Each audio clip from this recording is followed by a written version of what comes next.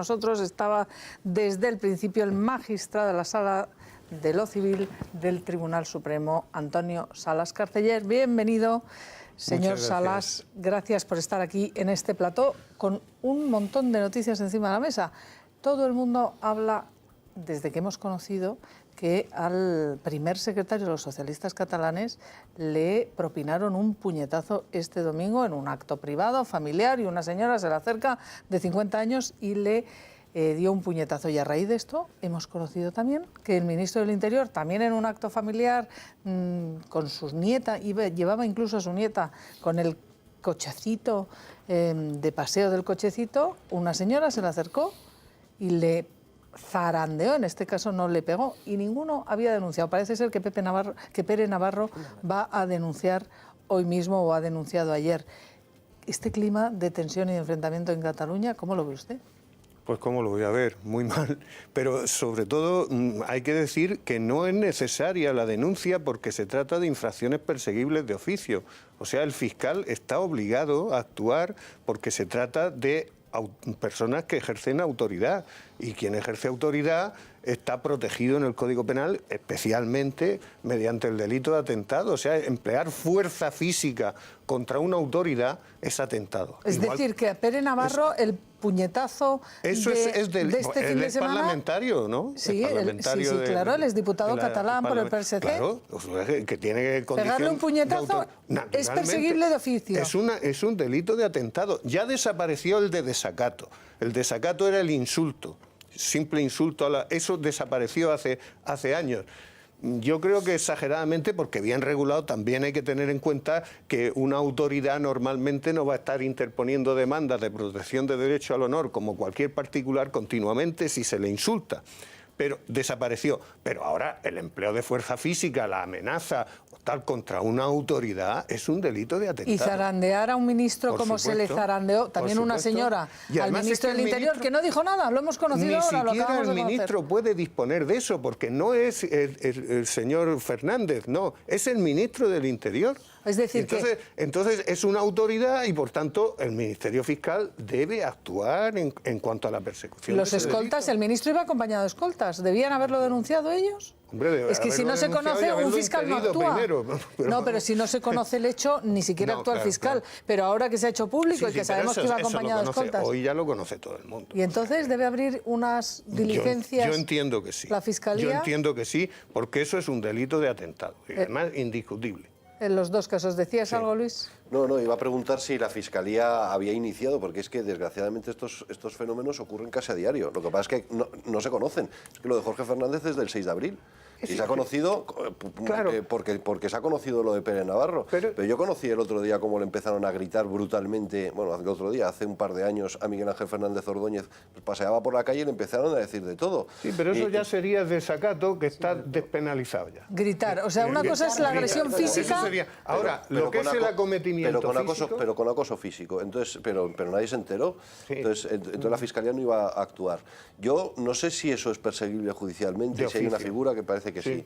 A mí lo que más me preocupa es que el político salga a la calle y esté en esa situación de tensión brutal, de violencia brutal de la calle. Claro, y el problema es que muchas veces, pensando en tomar una actitud prudente, se deja de perseguir este tipo de conductas, cuando en realidad la obligación del Ministerio Fiscal y de los jueces de instrucción pues es perseguir estas conductas cuando se sabe. Luego también hay una consideración que le hago, es muchas veces se denuncia, o muchas veces no hace falta la denuncia, porque los hechos han sido evidentísimos, y cae en manos de un juez que entiende que eso se tiene que circunscribir en el ámbito de la libertad de expresión y al final quedan exonerados. Es decir, que yo también me pongo en el pellejo de pellejo de los políticos. Mira lo que ha pasado con los acosos, el escrache. Llevar ante un juez y luego ante el juez me va a decir que no. Hay cuestiones que son más discutibles. Ahora, si hay un delito tipificado en el Código Penal, el atentado, que dijeron, el que acometiere a la autoridad o emplear fuerza contra ellos. Un empujón es emplear fuerza ya. Eso es que no es cuestión de interpretación. La propia literalidad de la norma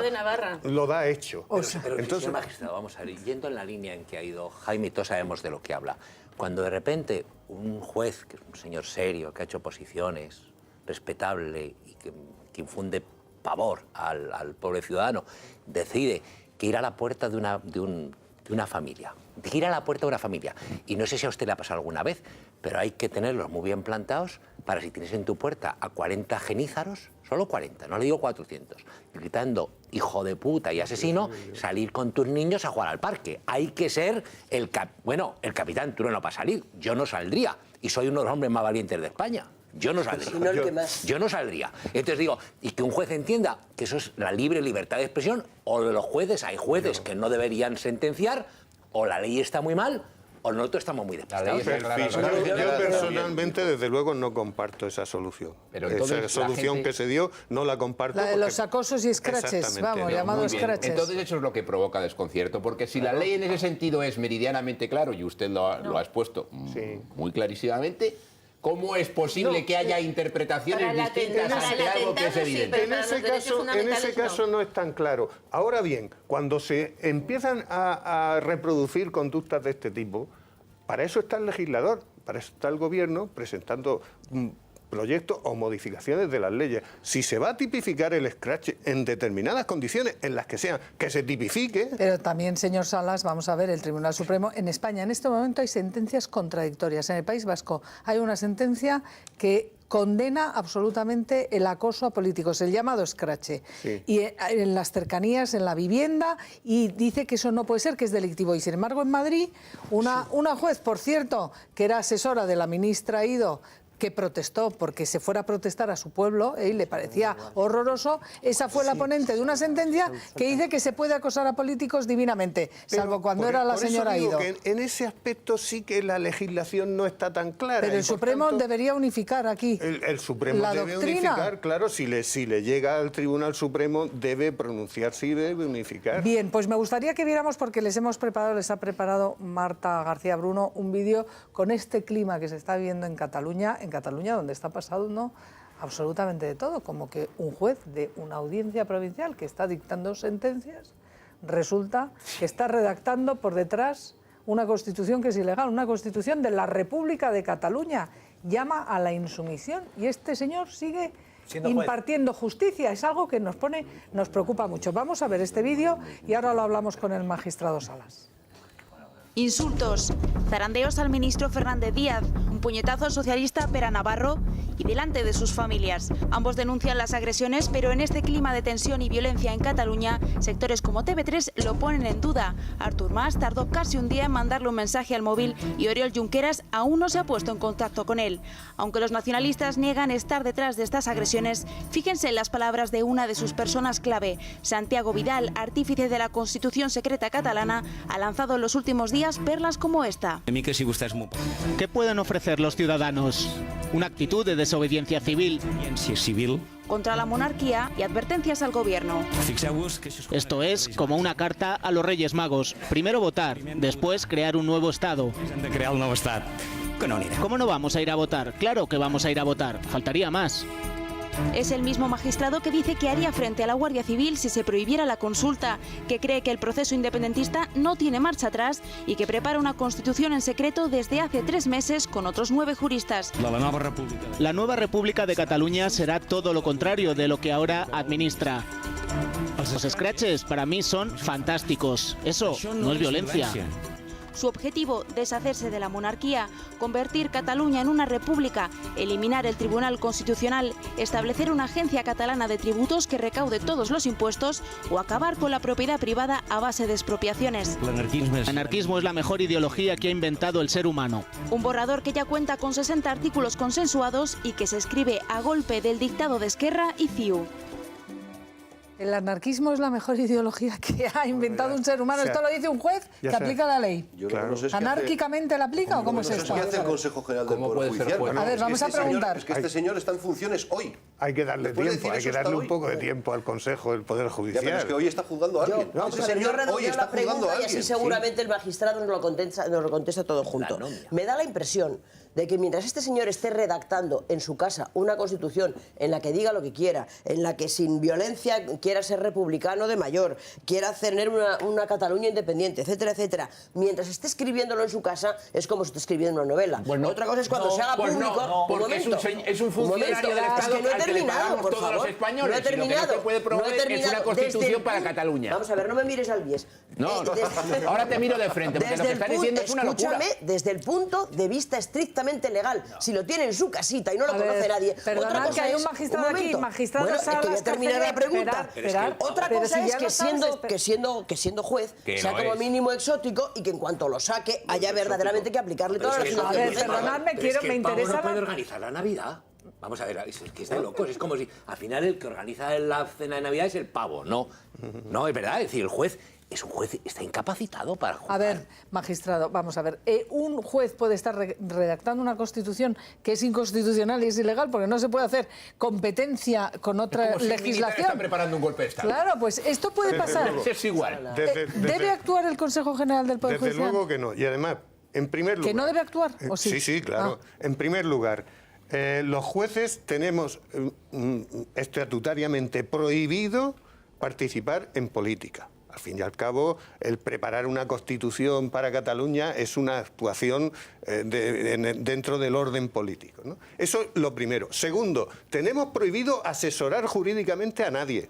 Esto es una actuación fuera de la propia actuación judicial. Y en tercer lugar, como más importante, porque lo he estado mirando antes, en la Ley Orgánica del Poder Judicial, cuando se establece la responsabilidad disciplinaria de los jueces, es falta muy grave. La primera, que se tipifica el incumplimiento consciente del deber de fidelidad a la Constitución, establecido en el artículo 5.1 de esta ley, cuando así se prescriben en sentencia firme. O sea... Eso es falta muy grave. Falta muy grave que lleva aparejado la suspensión, traslado forzoso o separación definitiva de la carrera judicial. Déjate acabar. A ver, sí, es muy grave. Pero, a ver, yo creo que se puede ser fiel a la Constitución cuando lo que se plantea es un proceso de reforma constitucional para crear un Estado federal en el que cada Estado tenga su Constitución. Pero eso no lo sabemos. Pero eso no lo vamos a ver. Pero lo acabamos de escuchar. Porque quiere una república anarquista independiente con una nueva Constitución. Pero es que puede ser dentro de un Estado federal, cada Estado tenga su Constitución. No es lo que le han encargado ni lo que está haciendo este señor. Vamos a ver, de esto no sabemos nada. Pero porque que el magistrado ha llamado a la desobediencia civil, que la acabamos de escuchar todos, ¿no, Antonia? ¿Me puedo expresar? Sí. El magistrado Vidal ha dicho que esto es un grupo de juristas donde hay abogados, constitucionalistas, jueces, que por iniciativa privada están preparando un artículo científico, como muchos artículos que se preparan. Oye, eso es lo que han dicho ellos, iniciativa privada, no hay encargo, pero me podéis dejar hablar, no hay encargo del gobierno, ni de la Generalitat, ¿Y tú te lo crees? Bueno, que han decidido ponerse a pensar. Yo no me lo creo ni comparto que Cataluña sea un Estado independiente dentro del país y lo he dicho muchas veces. Lo que pasa es que hay que poner los puntos sobre las Digo íes. que tú te crees que son 9 tíos que se han reunido para pensar. No, vamos a ver, aquí no hay ningún encargo oficial de nadie, sino un grupo de juristas... Oficioso por debajo de la mesa. Igual, pero no es que oficial, y aquí estamos hablando en derecho y tenemos un magistrado. Bien, y están escribiendo pues un proyecto para la Constitución, porque la Constitución se puede reformar. Y podemos pasar de un Estado de las autonomías a un Estado federal. Que no está planteando un modelo de reforma constitucional, está planteando una constitución de Cataluña independiente y anarquista. No he leído ningún párrafo del escrito que están haciendo. Lo ha dicho, lo hemos escuchado. Quiere una constitución para una Cataluña independiente y anarquista. Lo acabamos de escuchar. Pues eso ya lo tiene en su Estatuto de Autonomía. Y ese señor, pero que quiere una constitución para ser una república. Vale, pero él quiere una república con una constitución y además anarquista y además con desobediencia civil.